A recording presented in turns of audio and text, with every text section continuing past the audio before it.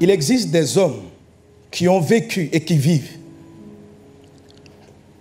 qui chaque fois que des situations censées les détruire, les abattre, finir avec leur morale, leur psychologie, leur état d'âme, surviennent dans leur vie. Il y a des genres de personnes qui sont toujours positionnées au-dessus de ces problèmes. Je décris ces personnes comme étant comme des ballons remplis d'air. Plus vous enfoncez un ballon d'air dans l'eau, plus haut il remonte lorsque vous le lâchez. Plus grande est la profondeur à laquelle vous l'avez positionné, plus haut sera sa sortie de l'eau. Alléluia. Si tu l'enfonces petitement, il jaillit de l'eau petitement. Si tu l'enfonces profondément, il jaillit de l'eau. Amen. Avec une plus grande hauteur. Alléluia. Il y a des gens que Dieu transforme en une dimension comme des ballons pleins d'air. Des situations viennent pour les endetter. Plus le diable les enfonce dans la dette, c'est comme si, amen, ils sont montés sur un catapulte. Ça les propulse en hauteur. Ce genre de personnes que Satan, que les circonstances, que les méchants, que les mauvais, que les sorciers n'arrivent pas à maintenir en dessous. Et je te dis dans le nom de Jésus, si Jésus-Christ est en toi, tu as en toi la graine, tu as en toi la semence de l'élévation perpétuelle et de l'élévation chronique. Saisis cela dans le nom de Jésus. Saisis cela dans le nom de Jésus. Est-ce qu'on est ensemble? Est-ce qu'on est ensemble? Alléluia. Alors, lorsqu'une personne est régulièrement, constamment, quels que soient les problèmes élevés, parce que, quelle que soit la hauteur que vous avez, il est possible qu'il y ait quelque chose qui soit encore plus grand que vous et qui vienne essayer de vous enfoncer à nouveau. Quand cette chose-là qui est plus grande que vous vient vous enfoncer, après que vous ayez été élevé précédemment, si vous avez ce que j'appelle la bille de l'élévation, alléluia, vous allez vaincre cette situation qui est en train de vous écraser et vous allez encore aller au-dessus. Alléluia. Qu'est-ce que je suis en train de dire? Ce n'est pas forcément des problèmes qui s'opposent à vous. Vous êtes confronté quelquefois à des défis. Par exemple, tes enfants ont grandi, ils vont aller faire leurs études, tu comptes les amener dans un pays étranger, mais quand tu vois les frais, les charges de l'université, les frais d'inscription, c'est au-dessus de tes moyens. Amen. C'était des charges, c'était des frais que tu n'avais pas lorsqu'ils étaient au lycée. Les choses se sont augmentées. Amen. La bille de l'élévation, la faveur de l'élévation fait que plus haut est le challenge, plus haut Dieu te met toujours au-dessus. Donc à un moment donné, la situation te contrôle. Alléluia. Alléluia. Amen. Il y a beaucoup parmi vous qui sont élevés au-dessus de 1000 francs. C'est-à-dire quand on te dit il y a un problème de 1000 francs, CFA, en fait ce n'est même pas un problème. Non, ce n'est pas un problème. Si on te dit il y a 1000 francs à donner, ce n'est pas un problème. 1000 francs te dominent quand c'est un problème pour avoir 1000 francs. Si c'est difficile d'avoir 10 000 francs, 10 000 francs est au-dessus de tes moyens, est au-dessus de toi. Dieu t'élève, c'est-à-dire il te met au-dessus de la situation. Et chacun d'entre vous, chacun d'entre nous a quelque chose qui est au-dessus de ses moyens. Amen. Même si dans ton compte en banque, tu as 50 millions, il y a des défis de 100 millions. Amen. Si tu regardes peut-être les comptes du pays, tu vas voir là-dedans des milliards. Mais il y a des problèmes.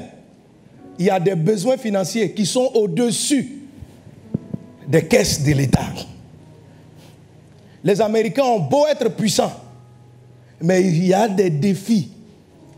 Souvent, vous voyez, vous pensez que c'est parce qu'ils sont fâchés qu'ils retirent leurs militaires dans un endroit. Souvent, c'est dur, ils ne savent pas comment financer.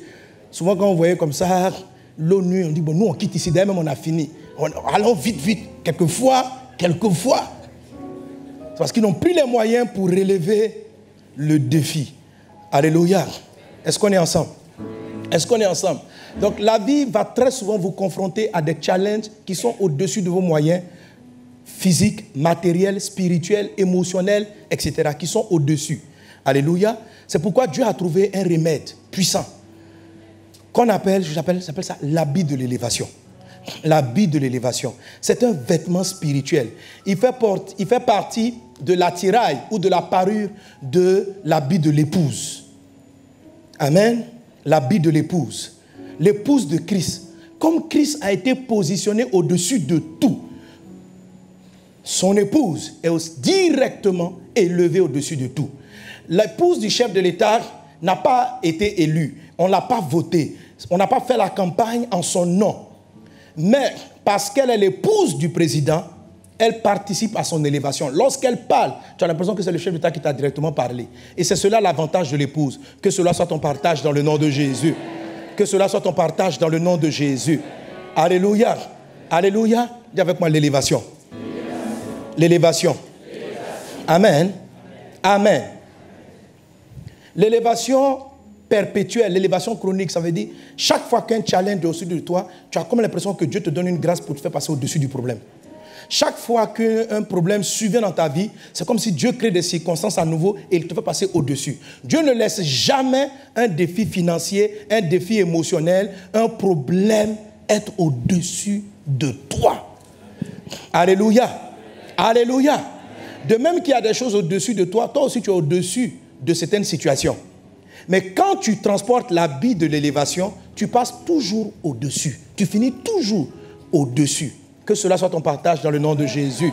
Sur le plan spirituel, dans le domaine du miracle, dans toutes sortes de choses, l'habit de l'élévation. Et ceux qui sont chroniquement, constamment élevés, ont une forme d'onction, ont une forme de grâce dans leur vie. Quelqu'un donne un bon amen.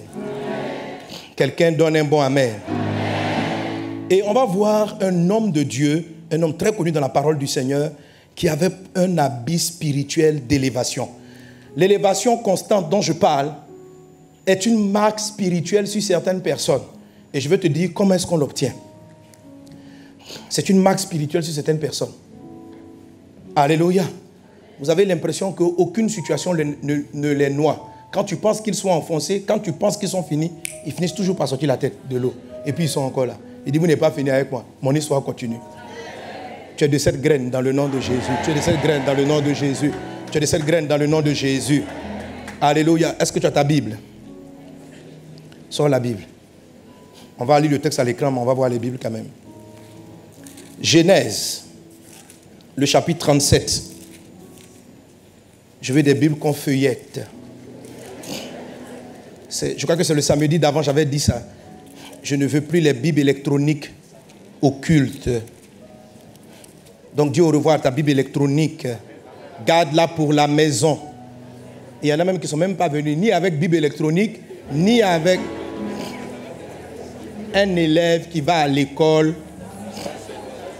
sans cahier, sans stylo. On a envie de demander, tu viens faire quoi? Je crois que c'est parce qu'on met les textes à l'écran, il y en a qui se disent, mais tous les versets sont à l'écran. Pourquoi venir avec la Bible? Viens avec ta Bible. Parce que dorénavant, amen. À moins que tu sois très nouveau, très nouvelle. Vous là, vous êtes des anciens. Est-ce que vous venez vous asseoir devant moi? Électronique. Bon, d'accord. Mais électronique, ce n'est pas bien. Je vous ai déjà prévenu que d'acheter des Bibles en papier. Et je suis en mode campagne. Donc, dorénavant, on va faire la lecture comme une grande famille. Tout le monde, on va se tenir debout, tenons-nous debout. Avec les Bibles. Tous ceux qui ont des Bibles papier, tenez-vous debout. Tous ceux qui ont des Bibles électroniques. Et qui ont des Bibles, lisez à l'écran. C'est la sanction du jour. Dimanche prochain, tu viens avec ça. Si tu n'en as pas, tu en achètes. Voilà. Je dis, si vous arrêtez d'acheter les Bibles, les usines qui fabriquent les Bibles en papier vont fermer parce qu'il n'y a plus de moyens de les écouler. Et tout le monde, parce que va basculer avec l'électronique. Et la Bible électronique, vous ne la contrôlez pas du tout. Les sites où on télécharge pour les faire apparaître dans votre téléphone sont gérés par toutes sortes de sociétés que vous ignorez. Et lorsque des lois vont sortir pour dire que la Bible est homophobe, la Bible est ceci et de cela, les gens vont obliger, les gouvernements vont obliger à faire disparaître les Bibles des sites de téléchargement. Et en ce moment, comme les usines ont fermé, il n'y a plus de Bible en papier, et que toi tu comptais sur télécharger la Bible dans ton téléphone, et qu'il n'y a plus de moyens de télécharger, tu dis chercher Bible à télécharger. Ça n'apparaît nulle part. Dans tous les moteurs de recherche, ça a été enlevé. Il n'y aura plus la parole de Dieu. Donc il ne faut pas que les usines ferment. Parce que toi, tu vas acheter 3 Bibles. 4 Bibles.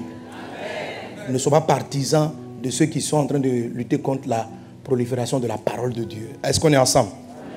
Nous lisons ensemble comme une famille Genèse chapitre 37 verset 3. Il est dit, 1, 2, 3. Bon, les gars, donnez à l'écran pour... C'est pas grave. Nous qui avons les Bibles, on lit, ceux qui n'ont pas regardé l'écran. Ok, on y va. Israël aimait Joseph plus que tous ses autres fils, parce qu'il l'avait eu dans sa vieillesse, il lui fit une tunique de plusieurs couleurs. Amen. Donc vous voyez dans ce texte, on reste de quoi, on n'a pas fini. Vous voyez dans ce texte, Jacob ou Israël avait 12 enfants, et de tous ses enfants, il y avait un qui était élevé, appelé Joseph. Amen. La Bible dit qu'il aimait plus que tous parce qu'il avait eu dans sa vieillesse. Et je vous ai fait quelquefois remarquer que dire qu'il a eu dans sa vieillesse peut nous amener à mal comprendre ce que le Seigneur souhaite nous dire dans ce texte-là. S'il s'agit simplement d'une affaire d'âge, on pourrait dire que Benjamin, qui est le petit frère de Joseph, aurait dû être le plus aimé parce qu'il avait eu encore un état encore plus vieux. Mais on parle de Joseph, tout simplement parce que Joseph, en plus de l'avoir eu à un âge élevé, Joseph ressemblait au fils de la vieillesse, c'est-à-dire le fils de la vieillesse, c'est-à-dire celui qui en lui avait cumulé les expériences de son père. Amen. Joseph avait une profonde intimité avec Dieu. Jacob n'a pas commencé par être un grand intime de Dieu. Il a acquis sa foi, son amour pour le Seigneur dans la suite de sa vie. Et Joseph, il ressemblait vraiment au fils de l'expérience de papa Jacob. Donc c'est le fils de sa vieillesse. C'est pourquoi, malgré qu'il soit le 11e, on peut dire qu'il était le fils aimé. Et au milieu de ses égaux, de ses frères, Dieu a positionné Joseph de manière élevée. On aurait pu dire que cela est une faveur accordée au fils. Et on peut dire que c'est parce que Joseph tentait de faire quelque chose, on croit que on ne sait pas, mais d'autres passages nous montrent que c'est une affaire de vêtements sur la vie de Joseph. C'est une onction qui était sur sa vie. Nous lisons maintenant Genèse chapitre 39. Vous tenez votre page, et on arrive au 39, au verset 1. Et il est dit, on lit encore ensemble, 1, 2, 3.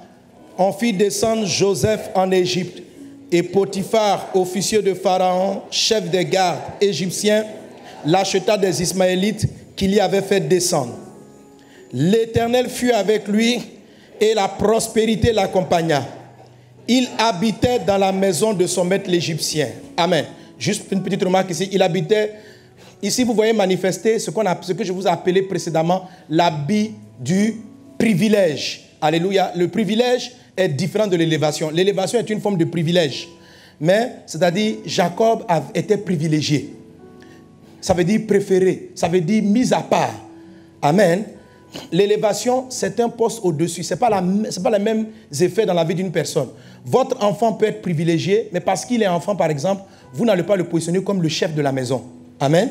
Donc, il est bien aimé, il est privilégié, vous lui faites des cadeaux privilégiés, mais l'élévation est un poste d'influence. Vous le positionnez là parce que vous estimez qu'il n'a pas la maturité. Ici, on voit que Joseph a été préféré, amen, par son maître Potiphar. Ça, c'est l'intervention de l'habit du privilège. Amen. Mais quand on continue, au verset 3, son maître vit que l'Éternel était avec lui et que l'Éternel faisait prospérer entre ses mains tout ce qu'il entreprenait. Joseph trouva grâce aux yeux de son maître qui l'employa à son service, l'établit sur sa maison. Ça, c'est quoi? L'élévation. Alléluia. Maintenant, il est établi sur. Avant, il avait pris dans sa maison. Il n'a pas pu établir sur quoi que ce soit. Il dit, toi là, vraiment, tu es un gars, quand tu es à côté de moi, tout réussit dans ma vie. Et vraiment, viens, tu seras un privilégié. Et à partir du verset 4, la Bible nous montre que maintenant, il lui a donné la responsabilité sur tout ce qui lui appartenait. Alléluia. Donc, il établit sur tout ce qu'il possédait. Amen. Et verset 5, dès que Potiphar lui établit sur sa maison, et sur tout ce qu'il possédait, l'Éternel bénit la maison de l'Égyptien à cause de Joseph. Et la bénédiction de l'Éternel fut sur tout ce qui lui appartenait, soit à la maison, soit au champ. Alléluia. Et nous continuons encore. Nous partons au verset 21 de Genèse 39. Il est dit, lisons-le encore, 21, 1, 2, 3. L'Éternel fut avec Joseph, et il étendit sur lui sa bonté. Il le mit en faveur aux yeux du chef de la prison. Et le chef de la prison plaça sous sa surveillance tous les prisonniers qui étaient dans la prison, et rien ne s'y faisait que par lui. Amen. Alléluia. Alléluia. Alléluia. Si vous continuez même encore au chapitre 41, on va s'arrêter là, on peut se rasseoir. Tu peux acclamer la parole du Seigneur.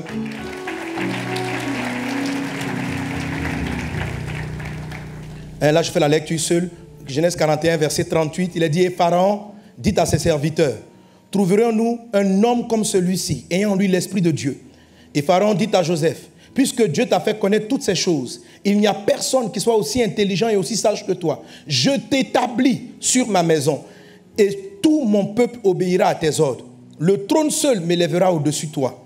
Joseph dit à Joseph, vois, je te donne le commandement sur tout le pays d'Égypte. Pharaon ôta son anneau à la main et l'a mis à la main de Joseph. Il le revêtit d'habits de fin lin et lui mit un collier d'or au cou. Amen. Ça vous dit quelque chose, non? Là, c'est la dimension spirituelle de l'épouse. Quelqu'un a mis l'alliance, c'est pas dit qu'il s'est marié avec Pharaon. Amen. Voilà, il n'est pas se marier avec Pharaon, ok? Il faut faire attention, il ne faut pas penser là-bas. Amen. Mais le Pharaon, c'est un peu comme le roi final. Alléluia. Le roi, le suprême. Il lui a donné une alliance. Et la Bible dit, il lui a donné un habit de fin lin. Et l'habit de l'épouse, c'était un habit de fin lin. Donc tous les signes dont Joseph a été revêtu sont des symboles. Lorsque tu voyais l'alliance à sa main, tu savais que c'est l'homme de main du Pharaon et qu'il est le chef. Après Pharaon, c'est lui. Et lorsque tu voyais la tunique qu'il était en train de porter, tu connaissais sa posture. Alléluia. Dans le livre d'Apocalypse, chapitre 19, verset 7, il est dit que l'épouse de Jésus a aussi un habit de fin lin. Amen. Et un des symboles aussi pour marquer le mariage avec, dans notre culture, ce sont les anneaux, pour expliquer que quelqu'un a marié, est lié par les liens du mariage avec une autre personne. Amen. Et si cette personne-là est élevée, parce que vous êtes en alliance avec cette personne, vous êtes systématiquement élevé. Quand vous êtes né de nouveau en Jésus, Dieu vous promet et Dieu vous destine à une dimension élevée. Amen. De même que Jésus était au-dessus des intempéries. Quand la tempête voulait tuer les apôtres dans la barque, quand Jésus s'est levé, la tempête s'est tue. Pourquoi? Parce qu'il est élevé. Il est au-dessus de la tempête. Jésus a marché sur l'eau parce qu'il est élevé. C'est une dimension élevée. Quelles que soient les difficultés, Dieu va t'élever et Dieu t'élève dans le nom de Jésus. Alléluia. Alléluia. Tu vis une élévation et cette semaine, Dieu te positionne. Une personne qui est élevée, comment vous discernez qu'une personne est élevée? Une personne est élevée pas à cause du poste, mais à cause, on peut discerner cela par la portée de sa voix. Vous pouvez être directeur, c'est un poste élevé, mais vous-même, vous n'êtes pas élevé. Faites la différence entre un poste élevé et une personne qui est élevée. Dieu n'élève pas un poste. Un poste est toujours élevé. Le poste de directeur, il est déjà élevé. Le poste de ministre, le rôle de président, c'est un poste élevé. Tu peux te retrouver président. Le poste est élevé sans que toi-même tu sois élevé. Lorsqu'une personne n'est pas élevée, malgré qu'elle ait un grand poste, sa voix ne porte pas. Elle n'est pas influente. Il y a des hommes mariés qui ont le poste de chef de famille. C'est un poste. Mais ils n'ont pas la voix du père de famille. Comment ils le savent? Comment ils peuvent le sentir? C'est le genre de personnes qui disent aux enfants allez à droite, les enfants vont à gauche. Qui disent allez à gauche, les enfants vont à droite. Ta voix n'est pas influente. Ce que tu dis n'est pas entendu. Quand tu diriges une entreprise, on t'a mis chef de service, chef de quoi que ce soit. Et l'entreprise ne fonctionne pas comme tu le souhaites. Quand tu as ta propre activité, et toujours autour de toi, les gens ne font que te voler. Les gens ne font que prendre ton argent. Je t'assure, tu n'es pas élevé. Tu vas te plaindre, tu vas pas te plaindre, mais les gens sont des escrocs, les gens sont des mauvais. Mon ami, dans le fait, tu n'es pas élevé. Tu n'es pas à même de conduire des personnes. Tu dis, ils ne me respectent pas, on ne respecte pas mon autorité, on ne respecte pas ma vie. Tu n'es pas élevé. Arrête de te plaindre des autres. Comprends le phénomène de l'élévation. Sinon, tu vas croire que c'est le poste qui octroie l'élévation. Un homme peut avoir un poste, mais être méprisé par les gens. C'est le poste qui est élevé. Mais Dieu dit, je ferai de toi la tête.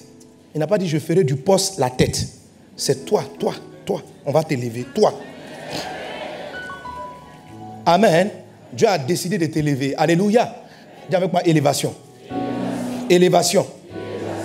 L'élévation va te donner une influence. Et ta vie, tu dois être influent. Si tu n'es pas influent, tu ne peux pas manifester les faveurs que Dieu t'a données.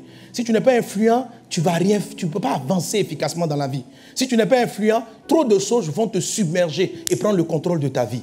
Qu'il n'en soit pas ainsi dans le nom de Jésus. Alléluia. Alléluia.